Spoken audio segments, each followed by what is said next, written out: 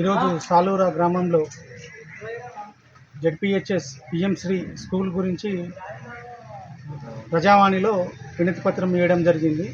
స్కూల్లో దాదాపు 280 మంది విద్యార్థులు ఉన్నారు. ఆ విద్యార్థులకు తగినంత తరగతి గదులు లేవు. అలాగే పిఎం శ్రీ కింద వచ్చినటువంటి శాంక్షన్ అయినటువంటి ల్యాబ్లకు సంబంధించి సామాన్లు కూడా ఉన్నాయి. దాన్ని కూడా వినియోగించుకోవడానికి సరైన స్థలాలు లేక విద్యార్థులు ఇబ్బంది పడుతున్నారు. సరైన తరగతి గదులు లేకపోవడంతో ఇబ్బంది పడుతున్న విద్యార్థులు చెట్ల కింద మరియు వరండాలలో చదువులు చెప్తున్నారు. అందుకోసం అని చెప్పేసి ఈరోజు ప్రజావాణిలో గ్రామస్తులు ప్లస్ తల్లిదండ్రుల తరఫున అదనపు గదుల కోసం శాంక్షన్ కోసము వినతి పత్రం ఇవ్వడం జరిగింది.